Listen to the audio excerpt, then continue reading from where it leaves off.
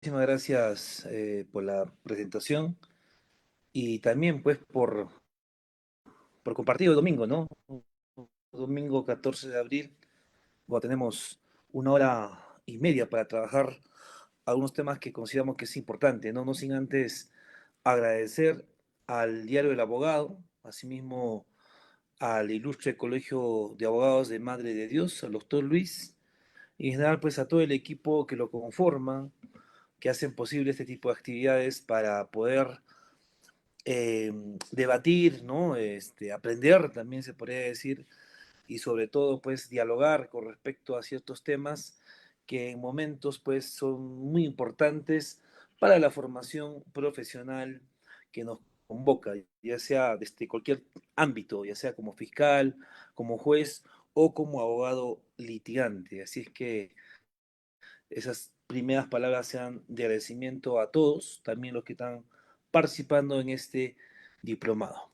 Pues bueno, empecemos. Siguiente diapositiva, por favor.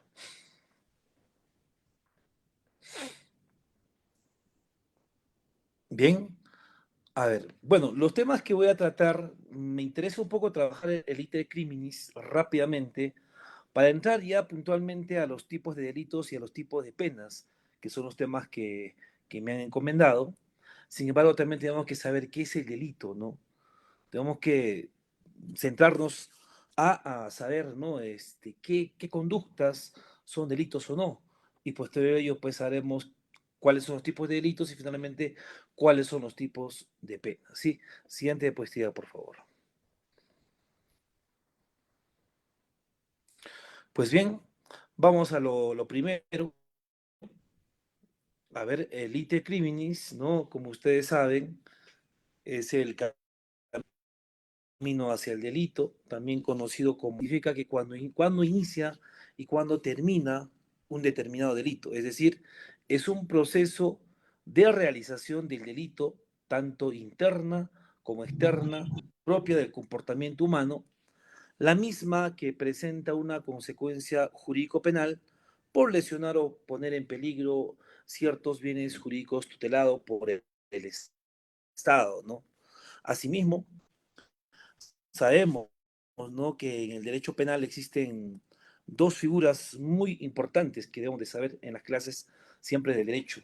Por un lado, tenemos el derecho penal de autor y por otro lado también tenemos el derecho penal de acto, ¿no?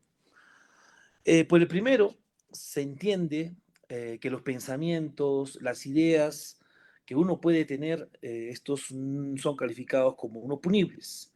Y por el segundo, las conductas exteriorizadas, comportamiento humanos, si son punibles, lo que significa que al derecho penal le interesa el derecho penal del acto y no el derecho penal del autor, ¿no? Es decir, por lo que tú realizas en el mundo objetivo, por tu acción humana que tú realizas, el Estado pues te va a sancionar por un determinado delito. Lo que en filosofía conocemos también, ¿no? Una discusión siempre de Thomas Hobbes, el pacto social, ¿no? El pacto social es aquel pacto que tienen los hombres para vivir en humanidad, ¿no? Si aquella persona que vulnera o rompe ese pacto social, el Estado pues se va a encargar también de darle una determinada sanción a una determinada persona. Aquí tenemos claro, el derecho penal del autor no es representado para ser punible, más sí el derecho penal del acto, que por otros actos en el mundo objetivo nos van a sancionar, correcto. Al respecto, Belzer, ¿no? De la escuela de Bonn, ya un gran maestro de maestros, que tenía muchos discípulos en Latinoamérica, como Nodi Agüero Betancur, el colombiano, Schifrin, Busto Ramírez, el chileno, ¿no?, de la escuela finalista, señalaba que la simple decisión de la acción no es punible, ¿no?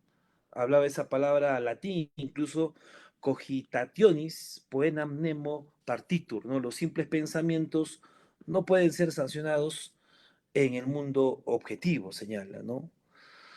Pues bueno, a todas luces, casi todos los autores ya en este tema, ya desde la escuela, digamos, de la escuela que ha partido de las escuelas antiguas, ¿no? La clásica, la neoclásica, ¿no? Partimos a la escuela también de Belser y finalmente a las escuelas más actuales como la de Gunther Jacobs o de Klaus Roxin. El funcionalismo jurídico determina pues a todas luces que los pensamientos, como diría también un gran amigo del profesor Miguel Polaino Orts en la Universidad de Sevilla, citando a su padre también, Miguel Polaino Navarrete, que los pensamientos pues no delinquen, más sí los actos propios de qué, de lo que una persona puede realizar en el mundo objetivo. Entonces, el iter criminis, ¿no? A ver, siguiente diapositiva.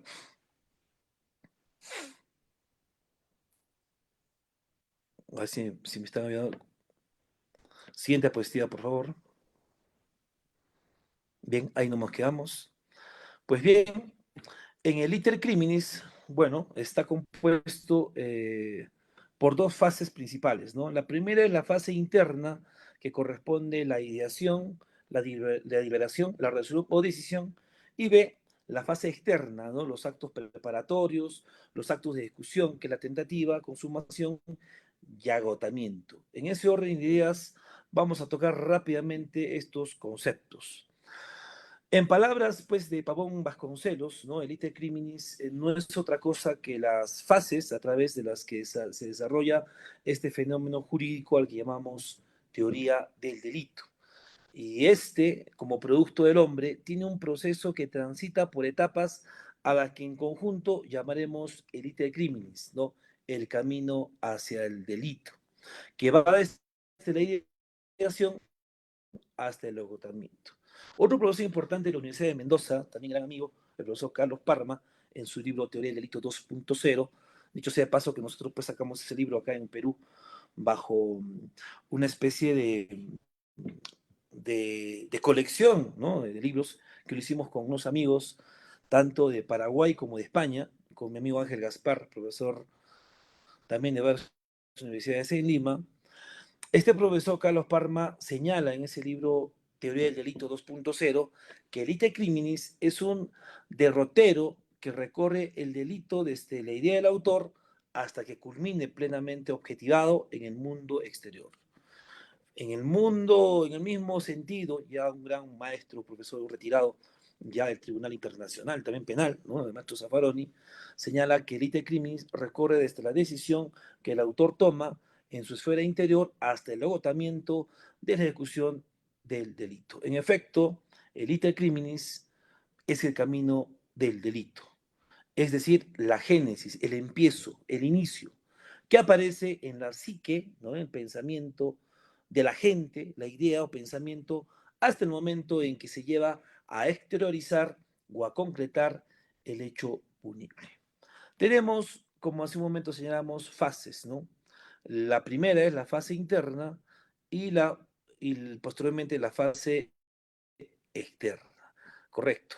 Pues bueno, a ver, como ven en la diapositiva, la fase interna comprende de la ideación, deliberación, la resolución de decisión, y estos no son punibles. En la fase externa tenemos los actos preparatorios, que todavía no son punibles, tenemos los actos de ejecución o tentativa y actos de consumación, que estos sí, en definitiva, son totalmente punibles. Correcto. Vamos entonces ahora a la fase interna. En la fase interna tenemos, en primer momento, la ideación.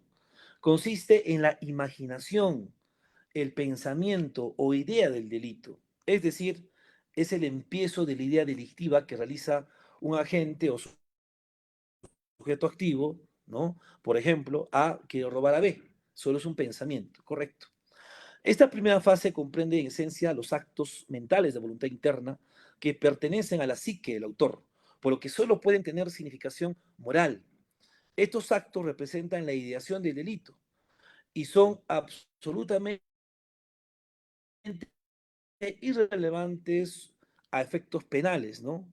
Por tanto, en esta primera parte, la ideación, ¿no? Esa persona que idea, por ejemplo, voy a robar a una persona, solamente se queda en la mente, no es punible. Con respecto a la deliberación, ¿no? ¿Qué es la deliberación? que este sería otro elemento de la fase interna, consiste en la elaboración y desarrollo del plan delictivo, es decir, es el planeamiento del delito a cometer, la forma, modo o circunstancia a darse. Por ejemplo, A, no el mismo ejemplo que hace un momento, quiere robar a B, para ello se vale del uso de un arma de fuego, la misma que lo realiza durante la noche en un lugar poco transitado por personas. Pero ojo aquí, en esta parte solo es una idea que no está exteriorizada en una conducta, simplemente es un pensamiento. Si al inicio ha ideado, ¿no? Voy a robar, en este caso se está diciendo cómo lo va a hacer, pero se queda ahí, ¿no? Va a decir, ¿no? Bueno, voy a robar a B, voy a utilizar un arma de fuego en la noche cuando salga y le voy a apuntar un cubo de arma. Pues se queda todo en la mente. Por tanto, esta parte tampoco es punible, correcto. Ahora, ya en el otro elemento del de crímenes, que es la resolución o decisión, consiste en poner en práctica o exteriorizar el plan delictivo. Por ejemplo, A decide robar a B mediante una pistola y durante la noche. Entonces, en los tres momentos de la fase interna del delito son irrelevantes para el derecho penal y estos no son punibles. Ahora, en esta resolución y decisión, ¿no? Que en un momento hemos comentado, si A primero ha ideado, voy a robar a tal persona, ha deliberado, va a ver cómo lo va a robar con un arma de fuego durante la noche. Y es el momento para ver, ¿no? Bueno, voy a hacerlo, pero se queda ahí, se queda todo en la mente, ¿no? Va a hacerlo, pero sin haber exteriorizado ninguna conducta en realizarlo. O sea, todo se queda en la psique, en la mente, el pensamiento, ¿no? Ya decidió hacerlo, pero no ha hecho ni un acto, ¿no? Ni un acto para cometerlo. Es decir, esa conducta no se ha exteriorizado por una acción humana propia de esta persona. Por tanto, como dice esa frase, ¿no? Cogitaciones pueden animo partitus. Los pensamientos no son punibles. Por tanto, en esta primera fase del ite criminis, ¿no? de la etapa interna, tanto en ideación, deliberación, resolución, decisión, no son punibles porque todo se queda en la mente, así ha decidido hacerlo, pero sin mover ni un solo dedo, correcto. Bien, pasamos ahora a la fase externa, y la fase externa, ¿no? Como ustedes han podido verificar, tenemos pues los actos preparatorios, tenemos los actos de ejecución o tentativa y actos de consumación. Ahora, ¿qué son los actos preparatorios? En este punto, estos actos preparatorios tampoco son punibles. Los actos preparatorios eh, son actos exteriores que, que no consisten en la ejecución, sino en la preparación de un hecho delictivo. Se encuentran, pues, en un estadio conceptualmente anterior a la ejecución y en el estadio de preparación que procede a la realización ejecutiva. Estos actos son, por regla general, impunes. Únicamente en algunos delitos especialmente relevantes, el legislador decide sancionar no solo su ejecución, sino también su preparación. El citado, pues, digamos, hay varios autores, ¿no? Que han citado en este punto y han entendido, ¿no? Que en ciertos delitos los actos preparatorios pueden ser punibles. Ello se traduce a partir de las razones político-criminales. Entre ellos tenemos, por ejemplo, ¿no? La conspiración, ¿no? En este punto, los actos preparatorios, que está de moda, ¿no? Los delitos de crimen organizado, ¿no? Ya el profesor Polay North, una conferencia en Lima, me acuerdo hace muchos años, cuando vino con el profesor Gunther Jacobs, que estaba de moda el derecho penal enemigo, ¿no? Y estaba ingresando a la ley 30.077, ley de crimen organizado, ¿no? Y ellos trajeron, pues, algo novedoso con respecto al derecho penal enemigo. Y Polay North ponía el ejemplo, ¿no? En el derecho penal normal, el derecho penal para personas, el derecho penal común, esperamos la constatación de un delito, decía él, ¿no? Para que el Estado se active y empiecen a investigar y para ver, pues, a través de un proceso y sancionar a estas personas. Pero en el derecho penal enemigo, no. Se castiga antes en la planificación, por tanto aquí calzaría muy bien estos actos preparatorios, ¿no? Recordemos que el delito, ¿no? Los delitos de crimen organizado, correcto, son sancionados por actos preparatorios, ojo, pero también habría que determinar también los roles que han podido cometer ciertas personas, pero estos actos preparatorios para el profesor Miguel Polay Nors sí son sancionados porque son delitos, digamos, de estatus, ¿no? Que si es que, él ponía el ejemplo, incluso, imaginémonos, decía él, de que este recinto de la Corte Suprema de la República del Perú, ¿no? Que es todo bonito, imaginemos hasta que pongan ciertas bombas, ¿no? Los delincuentes maten a todas estas personas y recién van a investigar, pero imaginémonos cuando los agarremos haciendo actos preparativos, nada más. Correcto. Entonces, he ahí el derecho penal enemigo, he ahí esas organizaciones criminales para castigarlos en los actos preparatorios. Bien, entonces, para ciertos delitos sí son punibles, como señalan varios autores, y para otros aún no. Correcto. Bueno, los actos de ejecución en tentativa, ¿no? ¿Qué son los actos de tentativa? ¿No? Los actos ejecutivos comprenden aquellas secuencias de liter criminis que representan la realización ejecutiva y no meramente preparatoria del delito. Ojo, los actos ejecutivos aparecen con la exteriorización del pensamiento humano mediante conductas que tienen una determinada finalidad.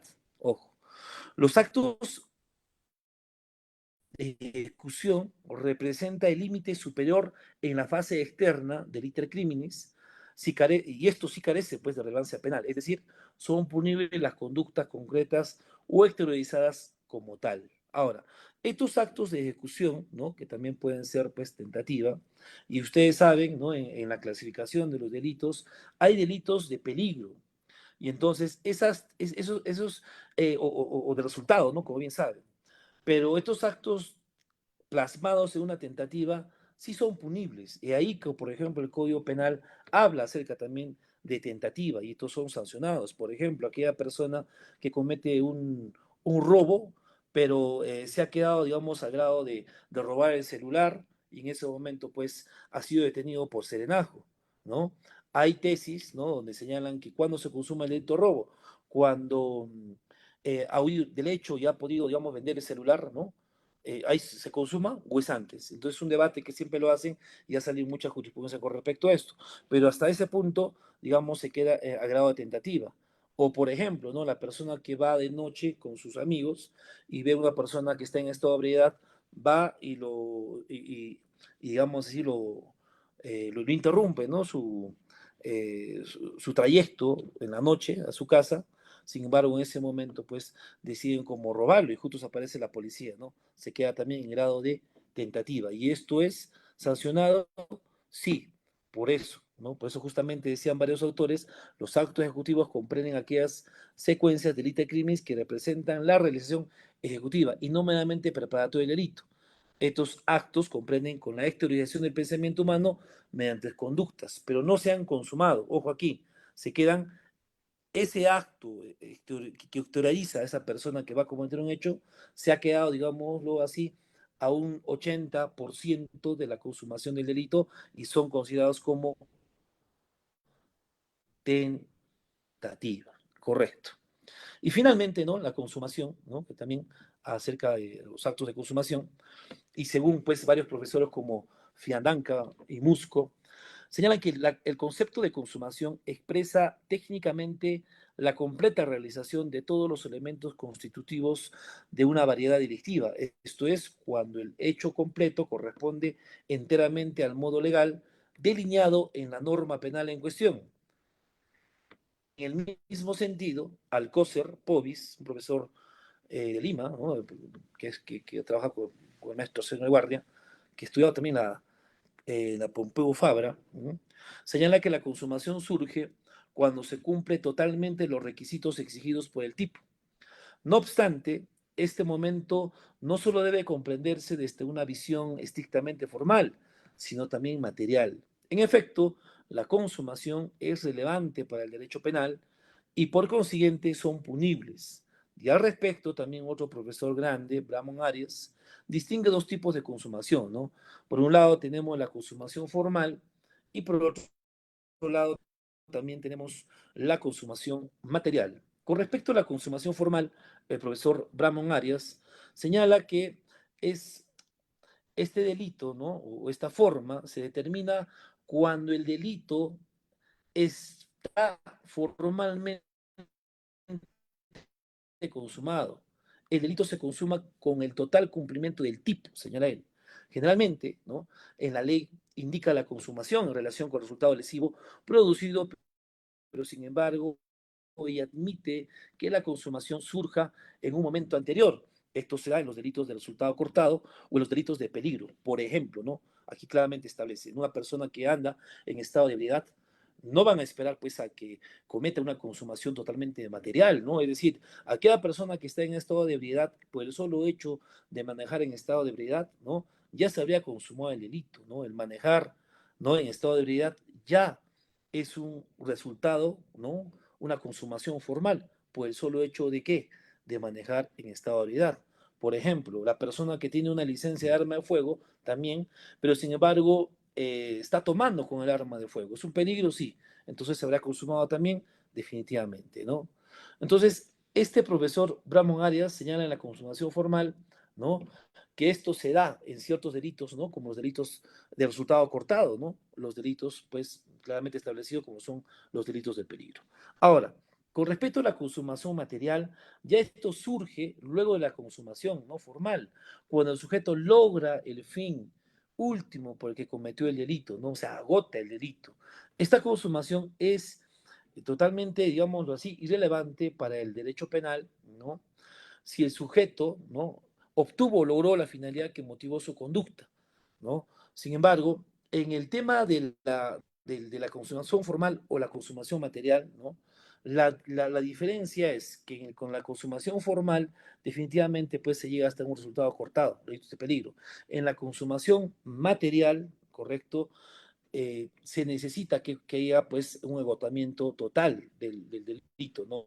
Que aquella persona que ha ideado, ¿no? Que ha pasado por todas las fases de la teoría del delito, definitivamente pues haya cometido lo que él se ha proyectado hasta esa consumación, correcto. Por ejemplo, aquella persona que decide matar a una persona, ¿no? Idea, prepara todo lo relevante, va, la apunta con un arma de fuego, lo dispara y se va. Entonces habría una consumación material propiamente dicha, ¿no? Correcto. Bien, ahora, hay otros profesores que hablan acerca también del el agotamiento, ¿no?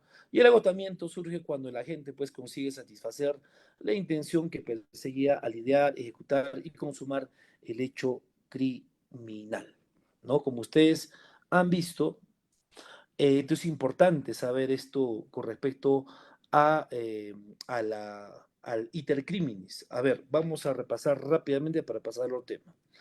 Habíamos dicho que el ite criminis pues, es el camino hacia el delito, correcto. Y que teníamos dos tipos de fases, ¿no? La fase interna y la fase externa.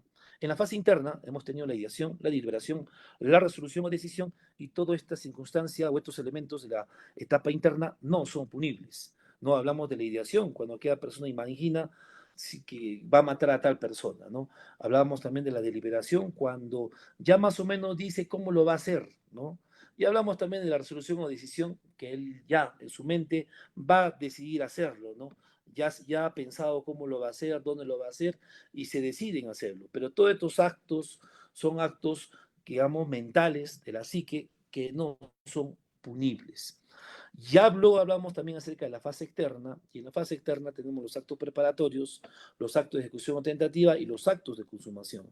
Los actos preparatorios para algunos autores, bueno, hace mucho tiempo pues no eran punibles, hoy por hoy se han modificado bastante esto ahorita de crímenes y estos actos preparatorios, por ejemplo, poníamos el caso de la ley de criminalidad organizada, pues, y hablamos del profesor Polainors, sí son punibles porque son en vía política criminal, estos actos preparatorios deben ser sancionados.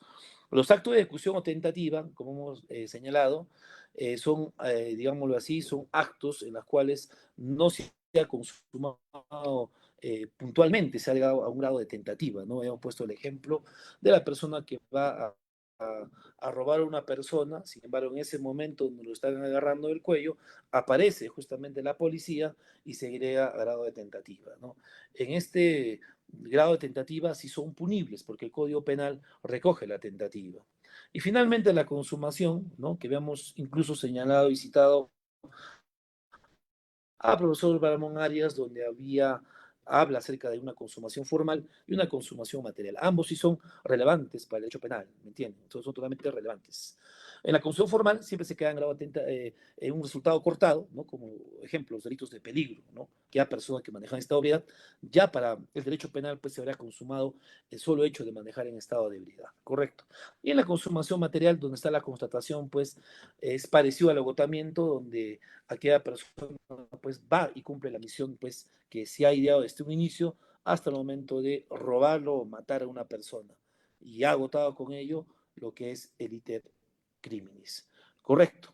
Por tanto, en conclusión, con este punto, el iter criminis o camino hacia el delito es una serie de etapas o fases por las que atraviesa en la psique de la gente desde la génesis, ¿no? Que es la ideación, hasta la exteriorización de la conducta, que es la consumación o agotamiento, ¿correcto?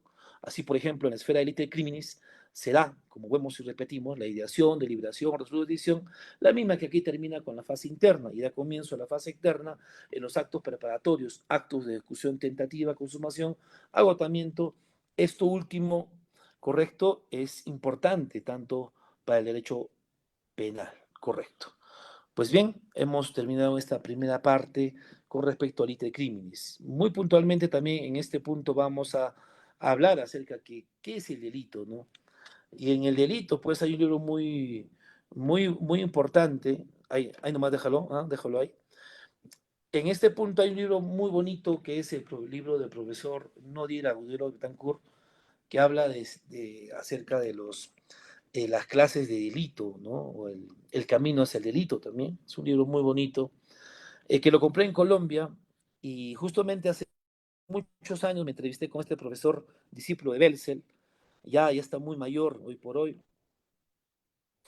y él tiene una biblioteca muy bonita, ¿no? Y en ese libro justamente, pues, al inicio cuenta él cómo ha llegado a Alemania, ¿no?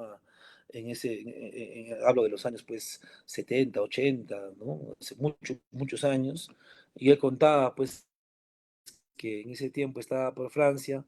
Sin embargo, como en esos tiempos, pues, estaba de moda lo que es Belser, ¿no? La teoría finalista del derecho penal, y él decide, pues, ir a la Universidad de Bonn, donde él fue catedrático por muchos años, y decide, pensaba que iba a hacer muchas colas, que era algo imposible ver a este profesor Belser, toca la puerta, ¿no?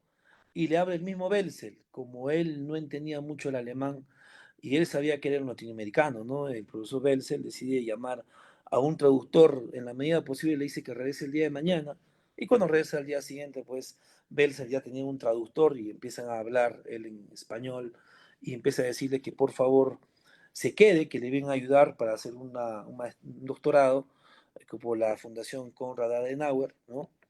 Y bueno, se quedó y por esos tiempos llegó pues varios maestros de la talla de Schifrin, Busto Ramírez, Basigalupo, entre otros grandes maestros del derecho. Y en ese libro justamente al finalizar, porque hace una estructura desde las teorías pues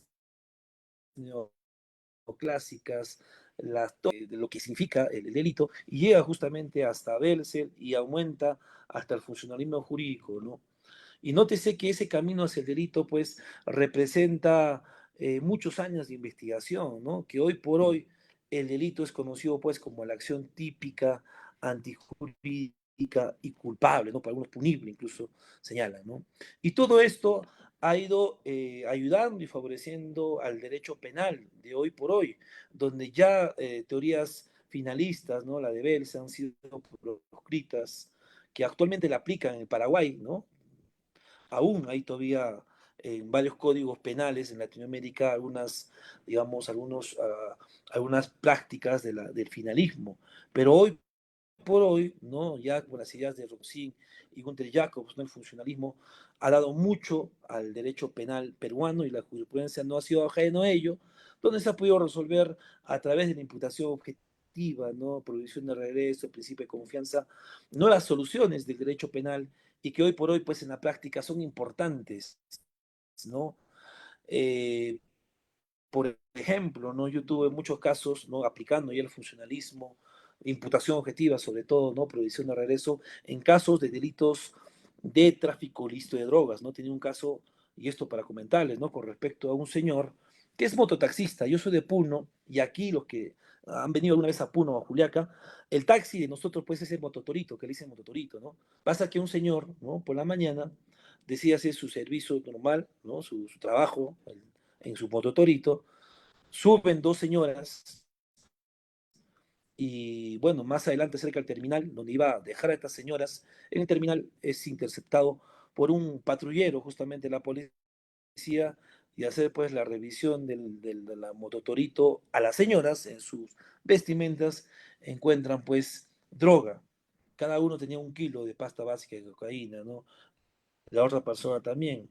Y el chofer, ¿no? También lo imputan por el delito de tráfico ilícito de drogas del 296 y 297, ¿no? Como coautor de este delito.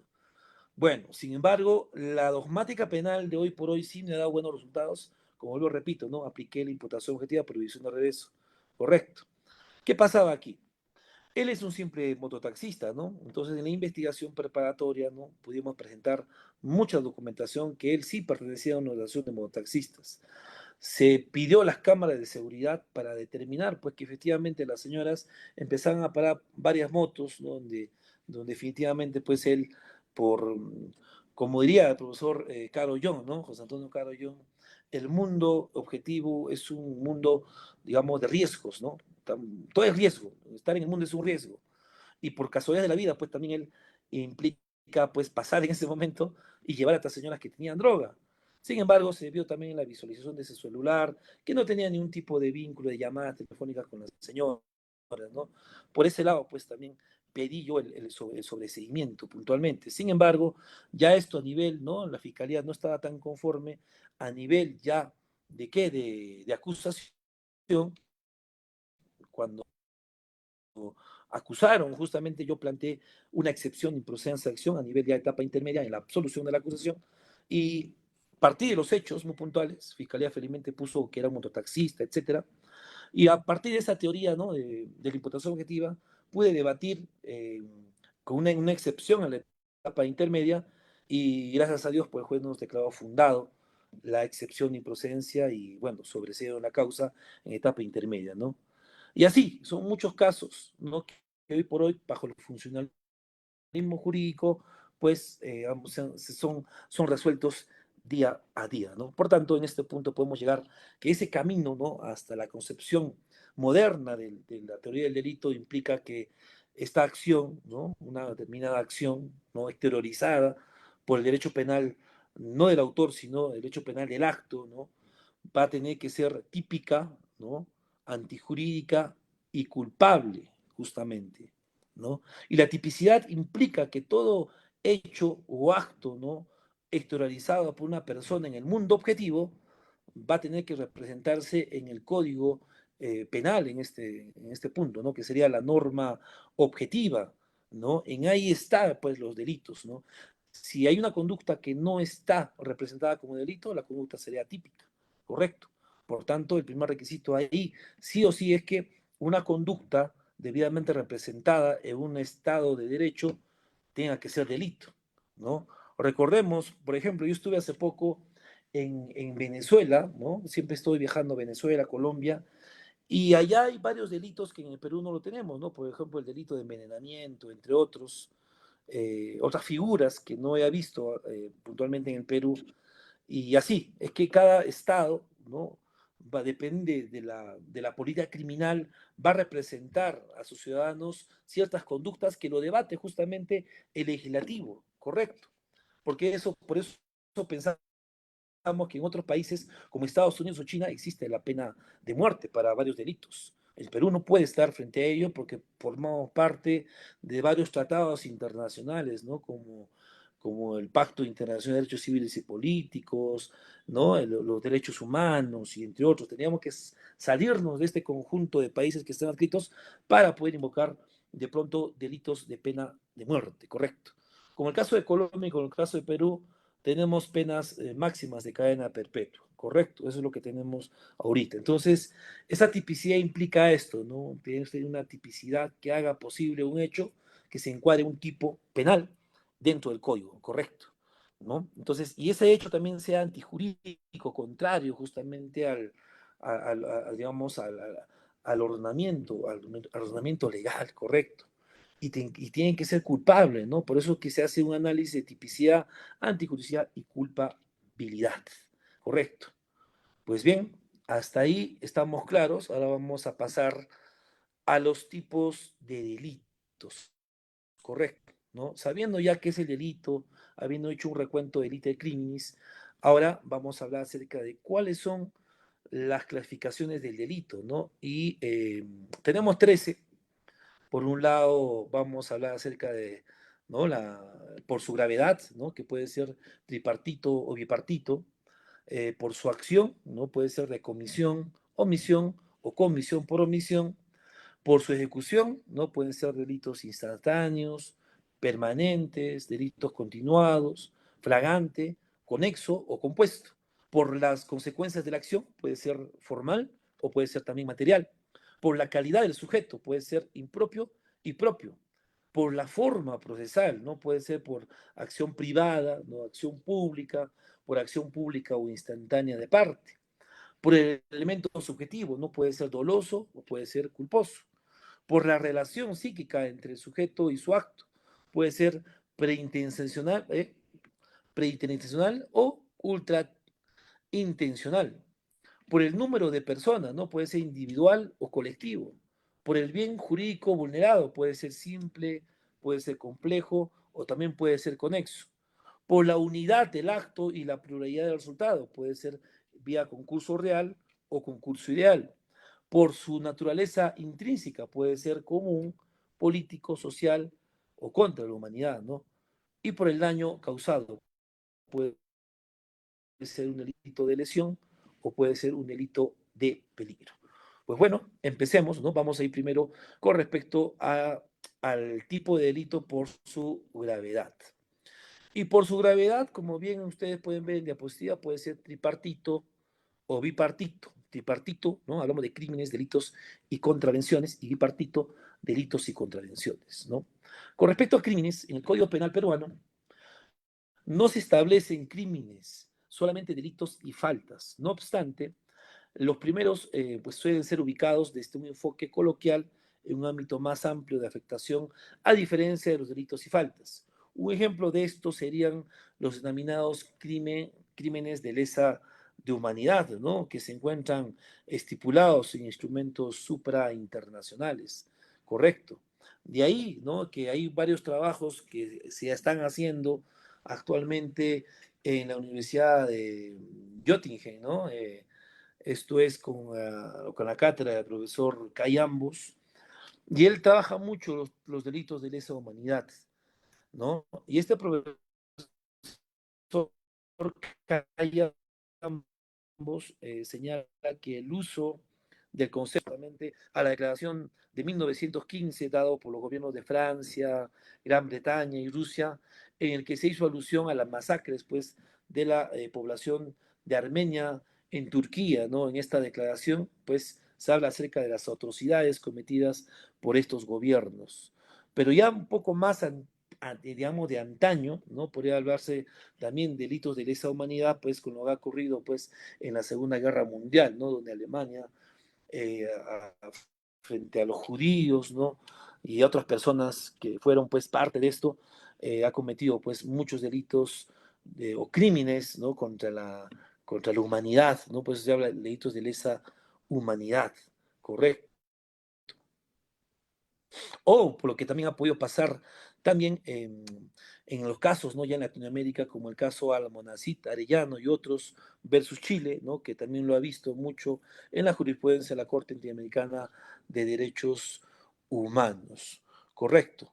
Por tanto, esta palabra crímenes, ¿no? Ya es pues salido de estas atrocidades que sale pues en la guerra. Sin embargo, en el Perú no se establecen crímenes, sino solamente delitos y faltas. Correcto.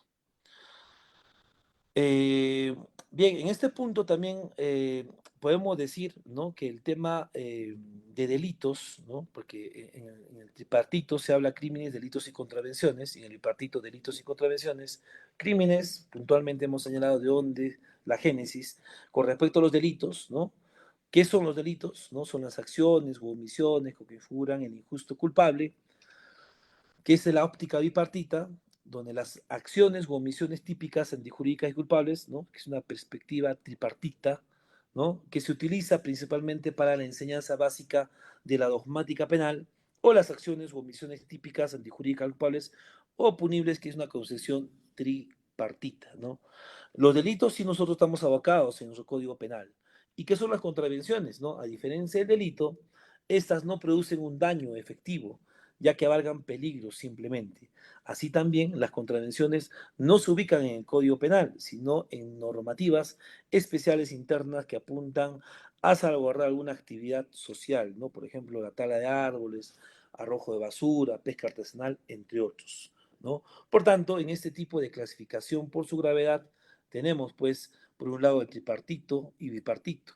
Comprende crímenes, delitos y contravenciones, ¿no? Lo que el Código Penal recoge son acerca de los delitos, ¿no?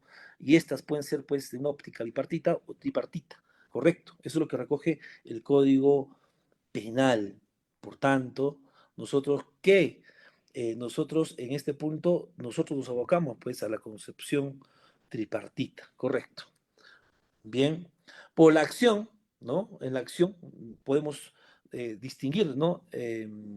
Dos formas, se podría decir. Una es la comisión y la otra es la omisión. Y la comisión, ¿m?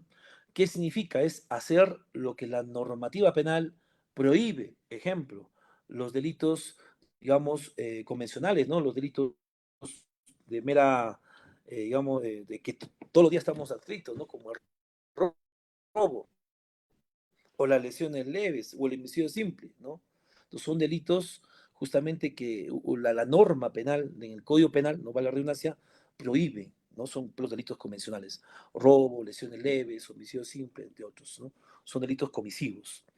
Y la omisión, correcto, es no acatar o hacer lo que la normativa penal establece. Esta clasificación es denominada por el sector mayoritario de la doctrina como omisión propia, pues a través de este precepto se castiga o sanciona la simple infracción del mandato normativo, ya que son de mera actividad.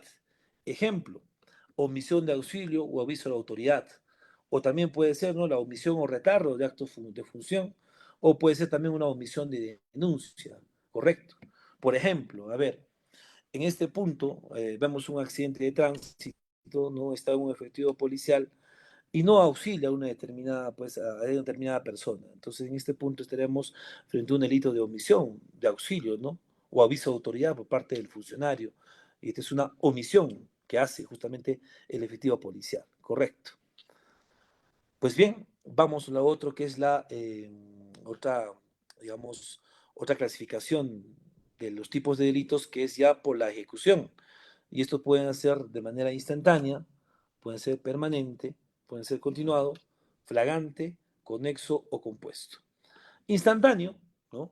La acción, ¿no?, de una u otra forma, ¿no?, coincide con la consumación del delito, esto es, basta la mera realización de una determinada conducta, ¿no?, delito instantáneo.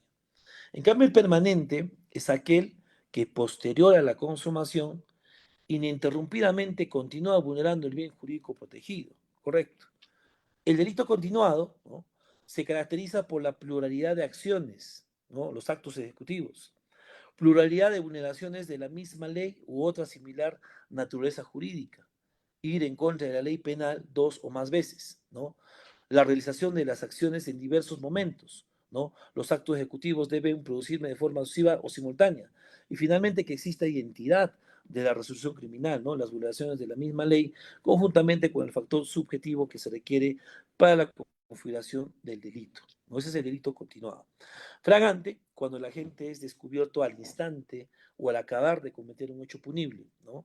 Asimismo, esta clasificación del delito va a tener en cuenta el criterio de temporalidad inmediatamente después o durante la perpetración del hecho o del suceso. Recordemos que en la legislación peruana existen tipos de fragancia, ¿no? La fragancia propiamente dicha, la cuasi fragancia y la presunción de fragancia. Y esto se da siempre durante las 24 horas, ¿no? Fragancia propiamente dicha, cuando pues el sujeto activo pues se le ve cometiendo en el momento el delito y es agarrado en ese momento. La presunción de fragancia, cometió el delito, pero a 3 a 4 cuadras, ¿no? Es encontrado por la Policía Nacional de Perú. Y la presunción de fragancia, pues durante las 24 horas, por intermedio de cámaras de seguridad, por testigos, pues lo han reconocido y también está dentro, pues, de la fragancia propiamente dicha. Y estos son considerados como fragancia y en este momento, pues, puede ser detenido una determinada persona, pues, por 48 horas, que rige justamente la constitución política del Perú mientras dure, pues, la diligencias preliminares. Correcto.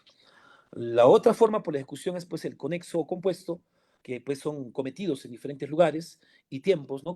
Y hay que ver pues mucho el tema de criterio de ubicuidad y temporalidad, a fin de que los resultados dependan necesariamente de acciones específicas suscitadas ex ante a la comisión del hecho delictivo. Por ejemplo, la rotura de un objeto, ¿no? Puede ser una puerta de madera para facilitar la adquisición de otros, ¿no? La computadora, o en todo caso, la extracción de un objeto de un llavero para ir al automóvil, ¿no? Eso es conexo o compuesto, ¿no? Bien, ahora vamos lo otro por la otra división que es los tipos de delitos por las consecuencias de la acción, ¿no? Y estos pueden ser de forma formal y también pueden ser de forma material.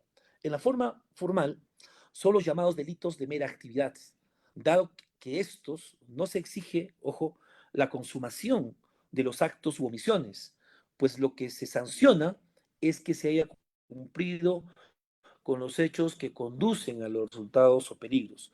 Por ejemplo, una violación de domicilio, correcto. Y en el material, ¿no? Que son conocidos como delitos de resultado, estos se caracterizan por, porque el efecto que emite se encuentra separado de la conducta desplegada por el tiempo y espacio, y en efecto de resultado, configura la consumación del tipo penal. Un ejemplo, el hurto simple, ¿no? Correcto, es un delito de resultado. Otra característica es también por la calidad del sujeto, ¿no? Estos pueden ser impropio o propio. El impropio se le denomina así porque la realización la puede ejecutar cualquier persona, ¿no? Es decir, acá el que, toda persona que o los que, ¿no? Impropio. Cualquier persona puede ejecutar un determinado delito. Y propio, la ejecución del delito se da por un sujeto que cuente con la cualificación especial como cargo, profesión u oficio. En este caso puede ser pues un médico, ¿no? O puede ser un perito. En este caso, por ejemplo, recordemos que ahorita está en boga el doctor Fong, ¿no? Barriga Fong, que hizo una mala praxis, pues, en el cuerpo de la muñequita Milly, que dicho de paso, pues, ha sido enterrado acá en la ciudad de Juliaca el último fin de semana, y que ha dado, pues, un revuelo justamente a ver si este médico, pues, ha cometido algún homicidio culposo, porque recordemos que en el Perú no está taxativado la mala praxis puntualmente, ¿no? Hay un libro que justamente me regaló el profesor Silva Sánchez en su venida en Paraguay, con mi amigo Manuel Guanes, ¿no? Él tiene un libro con respecto a que son los delitos cometidos por los profesionales médicos en tema de las malas praxis, ¿no? Pero en el Perú esto se representa a través de un homicidio, pues, culposo, ¿no? Que en definitiva, pues, con todo lo que está ocurriendo, ¿no? Sería, pues, este tipo de delitos, con respecto a ello, la calidad del sujeto sería propio, porque lo ha cometido un médico, un profesional, ¿no? Que ha practicado bajo su profesión, ¿no? Una lipoescultura, una liposucción que ha realizado esta señorita, donde, pues, a lo que muchos médicos señalan, ya que se ha cometido, digámoslo así, negligencia por cuanto ha entrado, ¿no? Ha cercenado, digámoslo así, el abdomen y ha ingresado pues a los intestinos, ¿no? Y es a través de los intestinos donde saca material fecal y es donde pues ha infectado y ha hecho en la zona de la, del ombligo, ya formó una especie de peritonitis, donde el médico, pues lejos de atenderle inmediatamente, se fue de vacaciones, de clases, y de 5 días, pues ya su hermano ha querido como que ya tratar de solucionar, nueva intervención, donde ya sus intestinos, pues ha querido como cortarlo, darle solución, pero ya era muy tarde, ¿no? Hizo ya un peritoneo muy grave y donde directamente pues falleció, ¿no? Entonces en este punto nos ponemos en el ejemplo, ¿no? Ese tipo tipo de delitos lo ha realizado pues, por calidad de sujeto, comete un evento delictivo. En este caso, un sujeto propio, porque es un médico profesional que realizando su sujeto profesional ha cometido un evento criminal, no cumpliendo las reglas pues, necesarias que establece su colegio médico.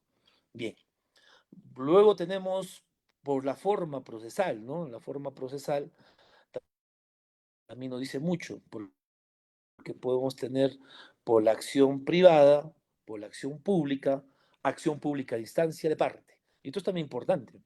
Por ejemplo, la acción privada es cuando la afectación repercute a personas en situaciones particulares, ¿no? Existe un catálogo en el Código Penal sobre delitos que acarrean afectación privada y, por tanto, la respuesta de la parte ofendida, pues, representa una denuncia, por ejemplo, los delitos de injuria, ¿no? Calumnia, difamación, violación a la intimidad, digamos, las faltas, ¿no? Que son tramitadas ante un juzgado de paz. En este punto, la acción, digamos, pública no entra a tallar, sino solamente la acción privada, ¿no? Recorremos un ejemplo. ¿Qué pasa si yo estoy en la calle con mi auto, ¿eh? y paso por las gradas y una señora me empieza a gritar, me dice que soy una persona que ha violado a alguien, ¿no? Entonces me está atribuyendo un hecho, ¿no? No probado hasta ese momento, ¿no? Entonces puede ser una calumnia, porque me está atribuyendo un delito, correcto. Me está calumniando, ¿no? O puede entrar también a difamación. Recordemos que entre la calumnia y difamación implica la forma en que llega, ¿no? A las personas, ¿no? Otro ejemplo, ¿no? Que tal esa persona me ha publicado por las redes sociales que me ha dicho que soy un violador y está por todos en TikTok, WhatsApp, entonces me está difamando, correcto. Y esto se representa pues a través de una acción privada, haré pues mi denuncia penal correspondiente para que lo vea, ¿no? El juzgado por esto es ya solamente una acción privada, no tiene nada que ver aquí el Ministerio Público. O como las faltas, ¿no? Ves un hecho, ¿no? Donde se pelean dos personas, pues el médico legista solamente determina, ¿no? En este caso no hablamos del contexto de violencia familiar, ¿no? Sino solamente dos personas distintas, donde se golpean y el médico legista pues solamente otorga uno por dos, ¿no? Un día más otro día de, digamos, un día de detención y dos de incapacidad médico-legal. Nosotros nos encontramos a faltas y no a lesiones leves, tampoco a lesiones graves, correcto.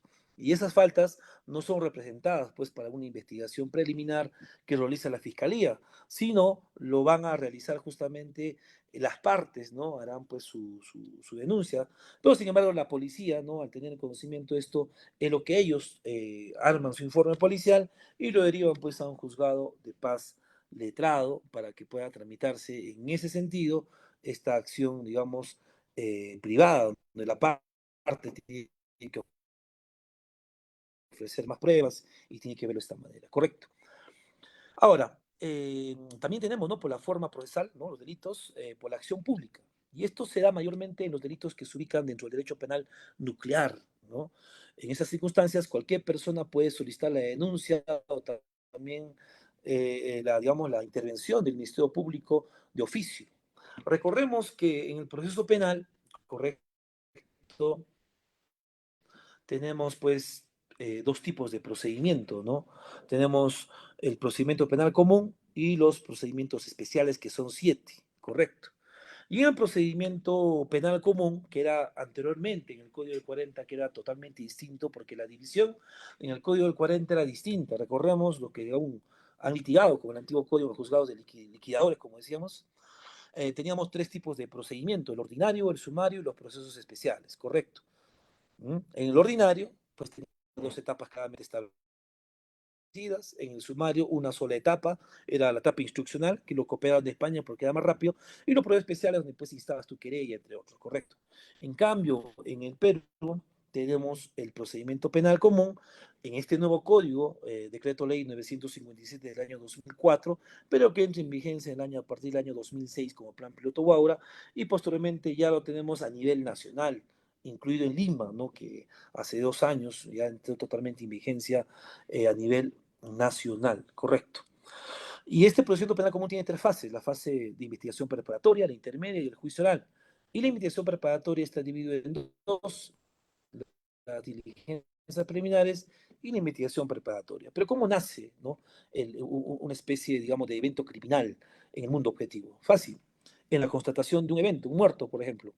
Si la policía no llega a Serenazgo y comunica al Ministerio Público. O de pronto no es un ciudadano que ha fallecido lejos de la ciudad, entonces pueden también interponer una denuncia, correcto. Y ahí va lo otro, ¿no? Que es la acción pública o instantánea de parte, correcto. Y esto, por ejemplo, es importante porque las partes también pueden realizar denuncias, correcto, ¿no? Entonces, la acción pública siempre, ¿no? Va a ser, digamos, de oficio, porque al Ministerio Público, que tiene una ley propia orgánica, ¿no? Que está en la Constitución y tiene también varias leyes, y en el Código Penal también, en el título preliminar, pero mejor dicho, Código Procesal Penal, en el título preliminar representa pues su labor. El Ministerio Público o Fiscalía es el titular de la acción penal, ¿no? Va a investigar los hechos delictivos, y va a buscar elementos de convicción, no solamente de cargo, sino también de descargo, para verificar qué es lo que ha podido pasar y a raíz de ello va a hacer requerimientos, ¿no? En cambio, les doy un dato. En Colombia, el Ministerio Público es una especie de procurador del Estado, correcto, procurador prácticamente. Pero allá lo llaman la Fiscalía General de la Nación, es decir, la Fiscalía propiamente dicha. En el Perú se conoce el Ministerio Público a la Fiscalía, ¿no? Es un dato que les dejo, ¿no? Para que tengan pues como una especie de doctrina, ¿no? Internacional. Bueno, en este punto, la acción pública siempre es de oficio, ¿no? El Ministerio Público se le paga para ello a los fiscales para que puedan perseguir de oficio los delitos. Correcto. Ahora, en cambio, en la acción pública o estatal parte, pues también prevalece el pedido de parte, ¿no? De las partes. Todos los sujetos procesales pueden realizar denuncias, ¿correcto? A determinadas personas cuando ven que han cometido o han infringido algún bien jurídico eh, regulado por el Estado, correcto. Aquí también, en esta clasificación última, ¿no? La acción pública estándar de parte, también pues prevalece al pedido de parte del Ministerio Público, que es, pues, por ejemplo, el abandono de una mujer gestante, una situación crítica o el favorecimiento de la prostitución, entre otros, ¿no? Por tanto, existe en este punto la forma procesal, la acción privada, propia de las partes, que no está el Ministerio Público, la acción pública, que de oficio el Estado persigue el delito, pero también está digamos, las partes, ¿no? La persona afectada puede también hacer la denuncia. Aquí agregaría algo más que sería por acción popular, ¿no? Recordemos que la acción popular es cuando cualquier persona en el estadio digamos, del territorio peruano si ve la constatación de un evento criminal, pues también puede detener, ¿no? Una persona en ese momento y puede llevar a una comisaría, ¿no? Por ejemplo, tuve un caso hace poco de tocamientos indebidos donde vieron a un señor, ¿no? Que estaba en el micro, normalmente los micros van llenos, y se le ve pues que estaba haciendo actos libidinosos a una muchacha, una menor del colegio, ¿no? Se le notaba que le estaba tocando la parte de las nalgas, entre otros. Entonces quisieron el público, ¿no? La gente que estaba en ese bus, ¿no? Empezaron a ver ese hecho y lo agarraron y no lo dejaron salir y lo llevaron pues el chofer más hasta una comisaría más cercana y pusieron pues, ¿no? La denuncia a estas personas y ha llamado pues también por acción popular, ¿no? No lo tenemos ahí, pero yo consideraría también esto porque es parte de un Estado de Derecho, también que las personas pueden también participar como una acción popular. Luego tenemos también, ¿no? Los tipos de delitos por el elemento subjetivo, correcto, en este caso dolosos y por delitos culposos, ¿no? Dolosos cuando existe conocimiento y voluntad de la realización de todos los elementos del tipo objetivo y es el núcleo de los hechos punibles dolosos, correcto. Y culposo se encuentran vinculados con aquellas actividades riesgosas que sobrepasan el marco de la prudencia que aquellas exigen. Doloso es porque pues digamos, es un elemento bipartito, ¿no? Conocimiento y voluntad, dice, ¿no? Con la tipicidad, ¿no? Hay que tener conocimiento, voluntad de la realización de los elementos del tipo objetivo, ¿no? Y es el núcleo de los hechos punibles dolosos, ¿no? ¿Cuándo es doloso? Cuando yo sé, pues, que voy a cometer ese delito, ¿no? Culposo, cuando sin querer, pues, como dice el Chavo del Ocho, ¿no? Sin querer queriendo, pues, cometí el delito. Culposo, ¿no? Así, por ejemplo, ¿no? Como el caso del doctor Fong. Es un delito culposo, homicidio culposo, sí, porque a través de su labor como médico, pues él no pensaba matarlo, porque lo que estaba realizando, ¿qué es? Estaba tratando, pues, de extraer grasa abdominal, ¿no? Pero ha habido, digamos así, no ha cumplido, ¿no? El séquito de las reglas de medicina y culposamente, pues, ha cercenado, ¿no? El abdomen y ha ocasionado, pues, ese daño, ¿no? Esa peritonitis y ha fallecido la señora. ¿Es culposo? Sí, correcto. Otro también puede ser, ¿no? Cuando, por ejemplo, yo eh, digamos, a jugar fútbol, estamos jugando un partido de fútbol y sin querer queriendo le empujo a alguien, cae y se rompe la cabeza y le ocasiona un test grave, fallece. Yo he querido matar, no, porque simplemente estábamos jugando fútbol, se cayó y pues falleció, ¿no? Es un delito culposo, sí, porque yo no he querido matar en ningún momento. Por la caída es que fallece una determinada persona, ¿no? Entonces, doloso siempre cuando existe conocimiento y voluntad, ¿no? Culposo cuando sin querer, pues yo cometer dolosamente un delito, fallece una determinada persona a consecuencia de una caída o entre otra acción que uno puede realizar, ¿correcto? Bien, vamos ahora a los tipos de delitos por la relación psíquica entre el sujeto y su acto, ¿no? Esto puede ser de una manera preintencional o ultraintencional, ¿no? Este prefijo preter proviene del latín praeter y designa a algo que va más allá, ¿no? En este caso, la acción de la gente que produce consecuencias no queridas por él, correcto. Ahora, vamos a otro que es la tipo de delitos por el número de personas, ¿no? Puede ser individuales o colectivos, ¿no? Individuales claramente está, lo realiza una sola persona, ¿no? Es un criterio de singularidad. Colectivos cuando realiza más de una persona, ¿no? Muchas. Por ejemplo, una denuncia, ¿no? Puede denunciar una sola persona a alguien, o como puede haber colectivo, ¿no? Un delito de estafa, por ejemplo, ¿no? Son muchas personas, ¿no? Hace poco tuve un caso de crimen organizado de unas cooperativas, ¿no? Hace un tiempo, antes de la pandemia, en todo Puno, o creo que fue a nivel nacional, empezaron a aparecer muchas, pero muchas cooperativas que después de la pandemia pues han fracasado, se podría decir, y que los mismos aportantes de esas cooperativas pues han ido denunciando por estafa a los gerentes de esas cooperativas, y son pues infinidad de personas, ¿no? Hablamos de 40 aportantes, donde denuncian por varios delitos, ¿no? Criminalidad organizada, estafa agravada, apropiación ilícita, y entre otros, ¿no? Claramente está la diferencia ahí. Son pues personas que hacen una colectividad que realizan ciertas denuncias. Bien, vamos ahora por el bien jurídico vulnerado, ¿no? Esto puede ser simples, puede ser complejos o pueden ser conexos. En los simples, ¿no? En estos casos se vulnera un solo bien jurídico tutelado. Ejemplo, el asesinato, correcto, ¿no? O sea, en acá simplemente aquella persona, ¿no? El sujeto activo, al sujeto pasivo, pues cometió solamente o sea, vulneró un bien jurídico. En este caso, ¿qué sería? ¿No? Vida, ¿no? Ha cometido un asesinato. ¿Y el bien jurídico protegido de esto qué es? Vida, ¿no? Le quitó la vida a alguien, ¿no? Complejo, cuando se vulnera más de un bien jurídico tutelado. Por ejemplo, el secuestro, ¿no? Y seguido, por ejemplo, de una violación de libertad sexual. O también puede ser también, por ejemplo, robo, ¿no? Con subsecuencia de muerte. ¿Te das cuenta, no? El robo protege otro bien jurídico y la violación sexual también, ¿no? Son dos bienes jurídicos distintos, ¿no? Ahora, con respecto al conexo, ¿no?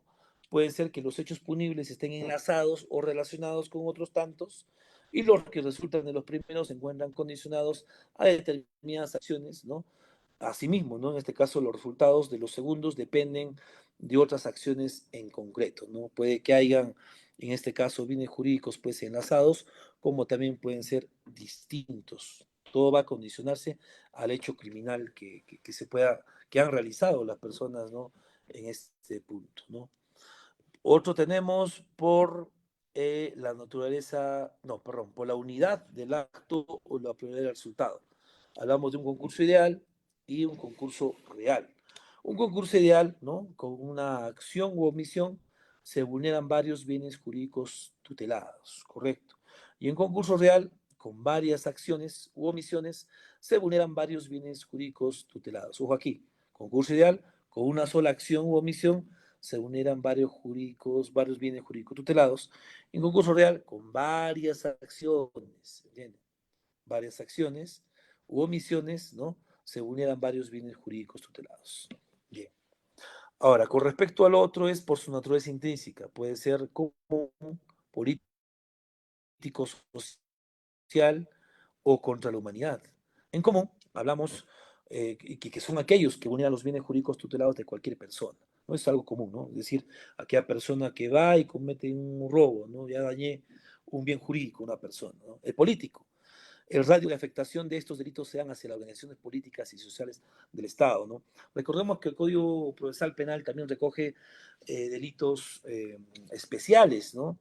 Y dentro de los delitos especiales también tenemos, pues, delitos que son para los altos funcionarios del Estado, correcto, ¿no? Recordemos que, pues, los grandes mandatarios, ¿no? Son investigados por por procesos especiales, no por el procedimiento penal común. Y hay ciertas reglas de juego, ¿no? Por ejemplo, cuando, pues, de una u otra manera quieren investigar a la presidenta de la nación, o a un congresista, o a un ministro, ¿no? Donde requieren, pues, una aprobación primero, ¿no? Del legislativo, ¿no? Los casos que estamos viendo actualmente, ¿no?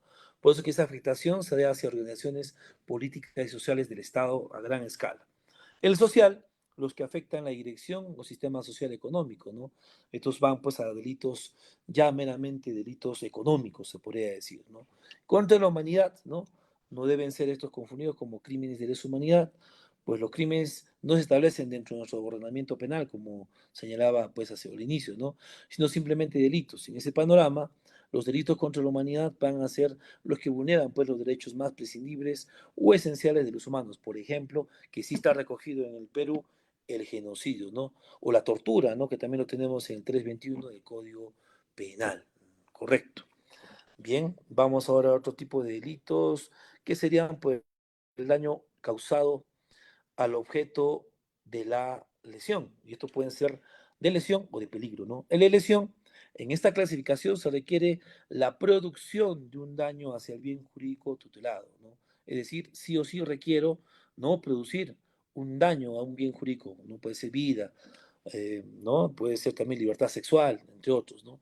Y el peligro, entre tanto, esto nos exige la realización de daños o bienes jurídicos tutelados, ¿no? Ya que basta que surja un riesgo general común genérico, puede ser peligro abstracto, ¿no? O en todo caso, preciso, determinado, específico, peligro concreto, ¿no? Acá los delitos de peligro. La persona que maneja en estado de ebriedad, ¿no? ¿Ha cometido un delito de lesión? No, no ha matado a una persona manejando en estado de ebriedad. El solo hecho de manejar, ¿no? En estado de ebriedad ya es un peligro, correcto. O sea, tampoco se queda algo concreto, ¿no? Sino es el peligro abstracto, se queden ahí. Y esto ya, pues, el derecho penal castiga, como también hemos visto en el ITER crimen, ¿no? Bueno, estas son las 13 clasificaciones, ¿no? Con respecto a los tipos de delitos que se tiene en la doctrina, correcto. Muy bien, pasamos al orden de diapositiva, por favor. Vamos a ir ahora, en los 15 minutos que nos quedan, vamos a hablar un poco acerca de los tipos de pena, correcto. Entonces, bien, hemos trabajado un poco el iter criminis, hemos trabajado un poco de la conceptualización de la teoría del delito, ¿no? Más o menos. Y hemos trabajado, pues, los tipos de delitos que recoge también la doctrina, ¿no? Y varios autores también lo han trabajado, ¿no? Con respecto a los tipos de penas, ¿no? Primero vamos a hablar un poquito acerca de las características de la pena, ¿no? Y también vamos a hablar acerca de la calificación de la pena, ¿correcto? Pero, ¿qué es la pena? ¿No? Hay un libro también de Zaffaroni, ¿no? No sé si ustedes han leído mucho de Zaffaroni con respecto también al tema de la pena, ¿no? Y la pena, ¿no? Es una privación de bienes jurídicos previstas en la ley que es impuesta por los órganos jurisdiccionales competentes al autor de un hecho delictivo. Y es a su vez un instrumento para la autoconstatación general del Estado y su reafirmación de su existencia en forma general. Así, uno de los puntos más importantes de la teoría de la pena, ¿no? Por ejemplo, si hablábamos acerca de Nodir y Agudelo Betancourt, que en ese tiempo estaba con otro profesor importante chileno, hoy fallecido ya hace muchos años, profesor Gusto Ramírez, señala que es el señalamiento de la relación entre la autoconstatación del Estado con la protección de bienes jurídicos, lo que implica una permanente revisión crítica del legislador y del magistrado que implica examinar qué es lo que quiere proteger el derecho penal. No importa en qué sentido se observe la pena, esta siempre es un mal necesario. Lo que pretende con la pena es evitar un mal mayor al ya cometido. A su vez, la pena debe ser medida más económica en términos de daño social para solucionar problemas del delito que acaece justamente ¿dónde? En el mundo objetivo, correcto. Nuestro Código Penal, ¿no?, peruano acepta la retribución como fundamento de la pena. Eso lo encontramos en el artículo 9 del título preliminar del Código Penal. Y también la responsabilidad como su límite, ¿no? Que está en los artículos 45 al 46 del Código Penal. Pero entiende que funcionalmente la pena no se agota en el castigo, sino que también ha de prevenir la comisión de otros delitos por parte de los demás asociados, que es la prevención general, ¿correcto? O disuasoria, ¿no? Y esto implica proteger a la sociedad de la capacidad delictiva del culpable, a la víctima del redoblamiento del ataque y del propio delincuente o de la venganza pública o privada. Y en fin, implica resocializar, rehabilitar y reincorporar a quienes, esas personas que cometen delitos, ¿no?, en un centro de establecimiento para que luego pueda regresar a la sociedad. Correcto. Bueno, con respecto a la pena se habla mucho, muchas discusiones, ¿no? Las teorías que se habla con respecto a la pena. Mi gran amigo Marcos Galván de San Marcos, pues suele hacer mucho debate con respecto a esto, ¿no? De algo estoy seguro, que la pena muchas veces no soluciona nada, ¿no? Como diría el profesor Carlos Parma, ya haciendo una crítica a varios profesores, ¿no? Alemanes, dice que con la pena pues no se redime un himen, con la pena no se revive al muerto, con la pena no se devuelve pues a una persona lo que han vulnerado, ¿no?, ese bien jurídico tutelado por el Estado que ha infringido ciertos sectores, sujetos activos, correcto. Y cree pues en otro tipo de circunstancias. Y es que la pena ha ido transformándose a nivel mundial. Se dice que la pena también ha sido transformada acorde a la idiosincrasia digamos, de las personas. Si ustedes van un poquito más a otros países, por ejemplo, a Suiza, a Suecia, ahí ustedes van a poder encontrar, pues, que las penas no son, pues, tan altas, sino son penas muy ínfimas de política criminal, políticas de Estado, políticas de educación, donde aquella persona, incluso hay reportajes donde aquella persona que comete un delito está pues en centros penitenciarios, pues estos centros penitenciarios no es pues como la cárcel de Perú, sino son centros parecía vacacionales, porque estuvieran en el campo, les dan una casa, les dan su carro, les dan todo. Entonces, para ese tipo de idiosincrasia, pues la pena funciona de distinta manera. O, por ejemplo, los delitos de corrupción de funcionarios en China son castigados con pena de muerte, ¿no? Que en el Perú no lo está de esta manera, pero que implica un alto índice de punibilidad. Y es que desde la entrada del derecho penal enemigo, ¿no?, que vino, pues ya tenemos ya bastante tiempo en esto, hablamos de 15 años más o menos, o 13 años, que las penas, y si ustedes revisan el Código Penal, han ido incrementándose más, ¿no? Y también, digamos, los beneficios penitenciarios también se han redimido, es decir, ya no hay muchos beneficios penitenciarios para ciertos delitos, por ejemplo, ¿no?, los delitos de violación sexual, ¿no?, y entre otros, ¿no? Son, que son, eh, digamos, de delitos muy graves, ¿no? El legislador ha implementado que este señor no va a tener beneficios penitenciarios, ¿no? No va a tener libertad, libertad condicional, y entre otros, correcto. A lo mucho, pues, eh, en otro tipo de delitos tendrá pues 7 por 1, entre otros, que ya el tema de derecho pues, penitenciario se podrá observar. Pero también se han reducido garantías, ¿no?, constitucionales con respecto a la pena, ¿no? Lo cierto es que hay una ola altamente punitiva, de que los legisladores punibilizan más los tipos, pero ¿qué pasa? Hay más delincuencia. Por eso digo yo, la pena no resuelve nada, porque ahorita en Trujillo nomás, en otros lugares, pues hay bandas criminales, ¿no?, que están trabajando mucho con respecto a organizaciones criminales que matan, que roban, ¿no?, que incluso gota a gota, entre otros, y las penas pues, de ellos son altas. Pero ¿qué pasa? Siguen delinquiendo. Entonces, yo pienso que habría que buscar otra salida que no sea la pena, ¿no? Considero yo en este punto, y entremos al debate luego, en los 5 minutos, que haya políticas públicas, políticas de salud, como diría el profesor Carlos Parma. A lo mejor pueda resultar, por la idiosincrasia del hombre latino, pues también no lo permite, podría decirse, ¿no? Hay que trabajar, es como el fútbol, ¿no?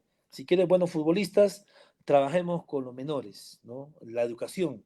Por eso que Brasil, Argentina tienen buena formación en el mundo del fútbol y siempre son elegidos países. España juega buenos clubes, pero en el cambio de Perú poco o nada se ha desarrollado con los ámbitos menores, ¿correcto? Entonces, esto es parecido, creo que hay que trabajar mucho en un sector de educación, bastante, para principiar justamente ciertos valores que pueden ser efectivos para que posteriormente pues no haya un alto incremento de punibilidad, pero también la coyuntura en tiempo de pandemia y también en tiempo que han entrado muchos, digámoslo así, extranjeros, colombianos, venezolanos, que han traído ciertos delitos que jamás estábamos acostumbrados, también ha hecho partícipe a que se incrementen las penas, a que el Estado sea más duro con respecto a ello, correcto. Pero mi punto de vista en este punto es que la pena pues no resuelve nada, correcto. Porque al final no se cumplen las 3 R's, ¿no? La rehabilitación, la incorporación o la resocialización, porque el mismo INPE no está preparado para esto, correcto. Los que litigan me van a entender, ¿no? Bueno, vamos a las características, ¿sí? O principios de la pena. Tenemos varios principios. Uno es el principio de personalidad de las penas, ¿no? Está por otro lado el principio de proporcionalidad de las penas, ¿no? Y finalmente también tenemos en este punto, digámoslo así, el tema legal, ¿no? A ver, con respecto al principio de personalidad de las penas, ¿no? Implica que el proceso penal ha de haber investigado y juzgado a una persona determinada, tal como establece el Código Procesal Penal, ¿no? Y es frente a esta, luego de haber encontrado responsable de un delito, ¿no? Se sanciona con una pena, correcto.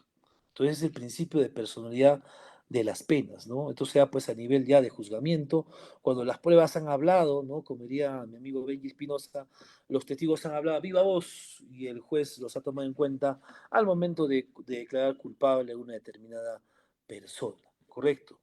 Y posterior a ello, pues existe una pena privativa de libertad y en su efecto el INPE pues tiene que cumplir ciertos criterios como la rehabilitación para que ese señor se reincorpore a la sociedad posteriormente.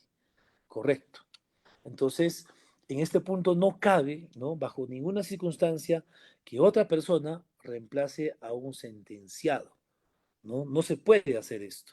No se puede pedir, por ejemplo, que encontraron culpable a Juan y la mamá de Juan pues va a cumplir justamente la pena. No. Por eso se llama el principio de personalidad de las penas. La persona que delinque, que exterioriza un hecho y lo consuma, ¿no? No, ya consumó el delito, pues vía procedimiento penal, con las debidas garantías constitucionales, debido proceso, será sentenciado esta persona, debe pagar pues la pena y la presión civil. Correcto. El otro principio es el principio de proporcionalidad de las penas. Este principio es, en consecuencia, el carácter retributivo de la pena, ¿no? Y va la teoría retributiva de la pena, entendiéndose la retribución en sentido amplio como la respuesta que da el ordenamiento jurídico penal, ¿no?, debido a la comisión de un delito, por lo que la pena que se imponga debe tener un correlato lógico con el delito que se ha cometido. Así lo establece el artículo 8 del título preliminar del Código Penal, ¿no?, el que señala la pena no puede sobrepasar la responsabilidad por el hecho, ¿no? En ese punto, ¿no?, el profesor Francesco Carneluti, ¿no?, señalaba pues que hay que hacer un equilibrio entre ambos términos, entre la pena y el delito, ¿no? Entonces, en este punto, el que va a juzgar, pues, tiene que ser proporcional, con el tema de la pena, ¿no? Yo no puedo, por decirlo así, no puedo yo, por un delito de lesiones, pues condenar a 35 años de cárcel. No es proporcional entre el hecho no cometido, ¿no? Por eso que las penas, pues, están debidamente remarcadas en su tercio inferior, tercio intermedio y el tercio superior, ¿no? Recuerden esa distinción siempre, ¿no? El fiscal cuando acusa, ¿no? Siempre ve si este señor es reincidente, si tiene antecedentes penales, ¿no? Para identificar qué cosas, si va a estar dentro ¿no? digamos, del tercio inferior, si va a estar en el tercio intermedio o en el tercio superior, ¿no? Un ejemplo, digamos, estamos hablando de una pena de 6 hasta 15 años de cárcel. Si no tiene un tipo de antecedente, no tiene no es reincidente, ¿no? Y entre otros, ¿no? No tiene ninguna, digámoslo así, ningún agravante, definitivamente se va a ir por el tercio inferior. Y planeará pues los 6 años, ¿no? De pena privativa de libertad, correcto. Sin embargo, lo que demuestra este tema de la proporcionalidad de las penas es que tiene que haber un correlato entre el delito y la pena al momento de hacer una proporcionalidad, ¿no? De la pena, ¿no? Y esto pues también se cuenta en los artículos 45, 46 y 45A del Código Penal, que establece que el juez, al momento de fundamentar y determinar la pena, debe tener en cuenta, ¿no? Las características sociales de la persona, su cultura, su costumbre, los intereses de la víctima, ¿no? También la naturaleza de la acción, los medios empleados, la importancia de los deberes infringidos, los móviles, la unidad, la probabilidad, la edad. Por ejemplo, ¿no? En la edad, las personas de 18 años, ¿no? Tienen una responsabilidad un poco restringida, ¿no? Y se les investiga por el código del niño y adolescente, ¿no? Entonces, va a haber juzgado de familia, correcto, y la fiscalía de familia también en este punto. Y habrá pues una especie de reducción de la pena por ser menor de edad, ¿no? Hay una restricción, digamos, una especie de derecho premial, se podría decir, a los menores de edad, correcto. O por decirlo así, también no puede ser que esa persona al momento de cometer un delito no sea cometido por un tema de cultura, es una comunidad, ¿no? Donde él no sabe, desconoce de que en el pueblo pues eso es delito, ¿no? Sino de su comunidad, muy adentro, en caso de Puno, por ejemplo, no hay islas nativas aún donde ellos mismos forman su propio Estado de Derecho y castigan ciertos actos, ¿no? Y hay mucha gente que habla muy quechua que nunca ha venido a la sociedad, digamos, a sociedad, y bueno, aquí también existe pues, un tema digamos, de atenuación, se podría decir, por el tema de la cultura y sus costumbres, correcto. Bien, vamos a hablar del tema, digamos, de legal, ¿no? A la pena, ¿no? El tema de la legalidad, antes de su aplicación debe ser conocida, correcto. Y acá encontramos aquí una manifestación del principio de legalidad, es el que plasma esto, ¿no? Y el principio de legalidad, pues siempre lo vamos a hablar porque es digamos, el paragón del derecho en plenitud, ¿no? De un debido procedimiento. Pues que en el artículo 2 del título preliminar del Código Penal señala, nadie será sancionado por un acto no previsto como delito o falta por la ley vigente al momento de su comisión, y sometido a una pena o medida de seguridad que no se encuentra establecida en ella. Por tanto, aquella conducta que una persona realiza en el mundo objetivo debe estar representada bajo el principio de legalidad, es decir, debe estar en el código sustantivo, ¿no? El código, la norma adjetiva, mejor dicho, norma eh, estática, como diría el profesor Alvarado Belloso, ¿no? Ahí debe estar ese hecho que es calificado como delito. Fuera de ella no puede ser, digamos, punibilizada a una determinada persona cuando no se encuentra expresamente en la ley como delito, correcto. Por eso dice, ¿no? Nulo in crimen sin el eje, ¿no? O nulo in poena sin el eje, ¿no? Es una frase en latín, ¿no? Que dice, ¿no? Que aquella persona que comete un delito, pues si no está ese hecho bajo el principio de legalidad en la norma, no puede ser, pues, sancionado, ¿no? Tiene que estar, sí o sí, en un tipo penal esa conducta. Bien, vamos ahora a la clasificación de la pena. Y existen diversos criterios para la clasificación de las penas. Tenemos, por ejemplo, según su naturaleza, según su gravedad, según su autonomía y según su aplicabilidad. Según naturaleza pueden ser corporales, pueden ser infamantes y también puede ser bajo la privativa de libertad, puede ser restrictivas de libertad, ¿correcto? O puede ser también como penas limitativas de derechos, ¿correcto? O pecuniarias también, ¿ya? Puntualmente, corporales se basan en el castigo físico hacia la persona que ha cometido el hecho reprochable, es decir, recae sobre la vida, el cuerpo y la salud de las personas. Entonces encontramos la muerte, la mutilación, el tormento, la marcación, fuego a fuego, ¿no? Esto pues actualmente, ¿no? Digamos, este tipo de pena, pues las corporales están proscritas, correcto. No es como el antiguo aforismo, ¿no? Diente por ojo, diente por diente, en la ley del talión.